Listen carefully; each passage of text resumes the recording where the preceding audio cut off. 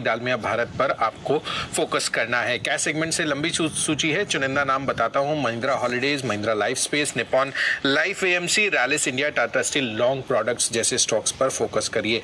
IPO के लिहाज से मैनकाइंड फार्मा का आज आईपीओ खुलेगा, 27 अप्रैल तक ये खुला रहेगा। प्राइस बैंड 1026 से 1080 रुपए रखा गया है और ये पूरा का पूरा ओएफएस है। पूरा इशू साइज देखेंगे तो 4326 करोड़ रुपए का है।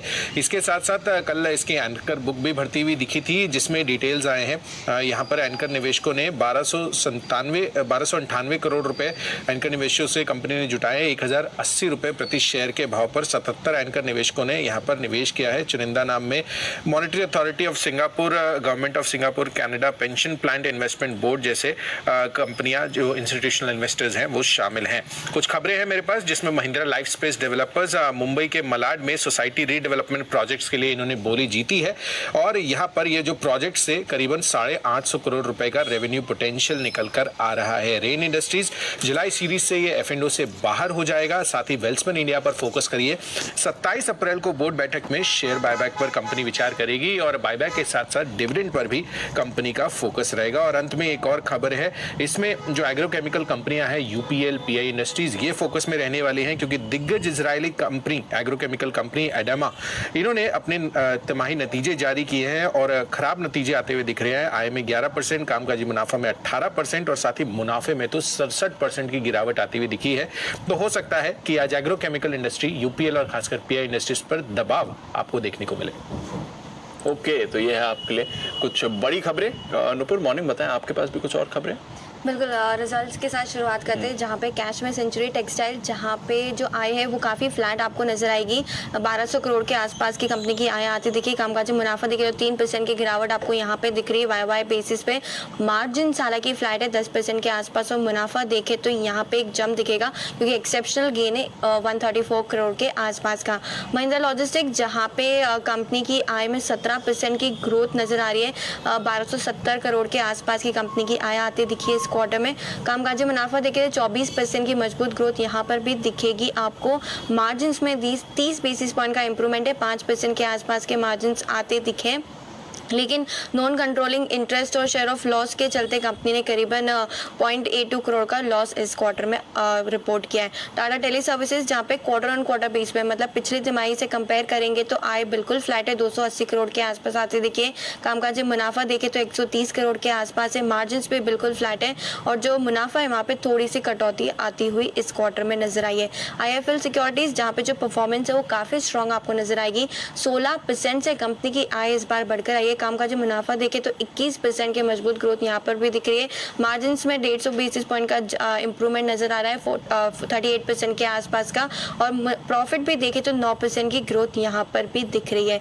नेल्को, जहाँ पे जो परफॉर्मेंस है वो काफी स्ट्रॉन्ग है। रेवेन्यूज में 15% की ग्रोथ है। कामकाजी मुनाफा देखे तो 34% से इस बार बढ़कर आया।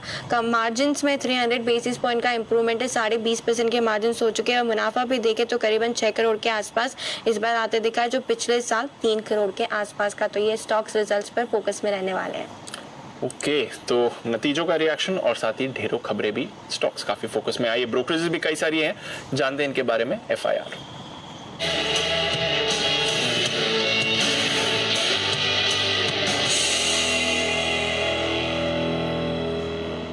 मॉर्निंग आशीष, टॉप रिपोर्ट से करिए शुरुआत।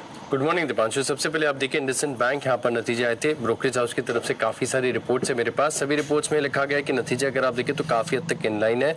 प्री प्रोविजनिंग ऑपरेटिंग प्रॉफिट यानी बैंक का जो कामकाजी मुनाफा है, इसमें साल दर साल आपको 20% की ग्रोथ देखने को मिली। केवल 2 ब्रोकरेज हाउस ऐसे हैं जिन्होंने टारगेट प्राइस में बदलाव किया है। GS को देखिए, गोल्डमैन सैक्स, जिन्होंने खरीदारी किराए को बरकरार रखा और जो लक्ष्य है वो 1411 से बढ़ाकर 1522 कर दिया है।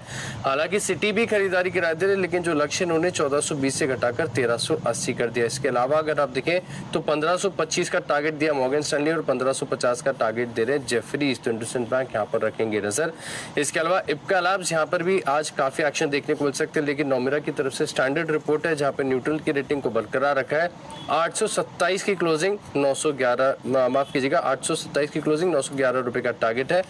मारुति पर भी रखेगा नजर। सिटी खरीदारी के राय दे रहे, 12,500 रुपए का टारगेट दिया, 8,466 की क्लोजिंग है। मैक्वारी नाउ आउट परफॉर्म की रेटिंग दी है, 10,508 का टारगेट दिया। नोमेरा न्यूट्रल की रेटिंग दे रहे हैं 9,928 रुपए के लक्ष्य के लिए, और मान रहे कि इनकी जो नई गाड़ी इन्होंने लॉन्च की है इसमें आपको अच्छी वॉल्यूम्स यहाँ पर देखने को मिल सकती है। तो ये कुछ टॉप रिपोर्ट्स हैं जहाँ पर फोकस रखना है। ओके, ये हैं टॉप रिपोर्ट्स। आशीष, और कौन सी रिपोर्ट्स हैं आपके पास? पांचों HDFC लाइफ मॉर्गन स्टैनली की तरफ से रिपोर्ट है। ओवरवेट की रेटिंग को बरकरार रखा है, 548 की क्लोजिंग, 650 का टारगेट। सिटी खरीदारी की राय दे रहे 595 के लक्ष्य के लिए। अपोलो हॉस्पिटल में कल एक्शन देखने को मिला था। गोल्डमैन देखिए खरीदारी की राय दे रहे, हालांकि लक्ष्य उन्होंने 50 रुपए से घटाया है, 5100 से घटाकर 5050 कर दिया है। 4399 की क्लोजिंग है। नोमेरा खरीदारी की राय दे रहे 5107 रुपए के लक्ष्य के लिए। जोमैटो पर इंटरेस्टिंग रिपोर्ट है। सिटी खरीदारी की राय दे रहे 56 की क्लोजिंग, 76 का टारगेट। वहीं मॉर्गन स्टैनली ओवरवेट की रेटिंग को बरकरार रखे और टारगेट उन्होंने काटा है, 82 से काटकर 74 कर दिया है। हालांकि अभी भी करंट मार्केट प्राइस में देखें तो काफी अपसाइड यहाँ पर नजर आ रही है। इंटरेस्टिंग और बढ़िया रिपोर्ट है मैक्रोटेक डेवलपर्स पर CLSE की तरफ से, जहां पर रेटिंग को डबल अपग्रेड कर दिया गया। पहले अंडर परफॉर्म की रेटिंग दिया करते थे, अब सीधे तौर पर आउट परफॉर्म की रेटिंग दे रहे हैं। 908 की क्लोजिंग है, लेकिन जो लक्ष्य इन्होंने 1083 से घटाकर 1048, अभी भी करंट मार्केट प्राइस से ऊंचा टारगेट है। डबल अपग्रेड सब्सटैंशियल है। ये मान रहे कि प्री सेल जो 3030 करोड़ की इन्होंने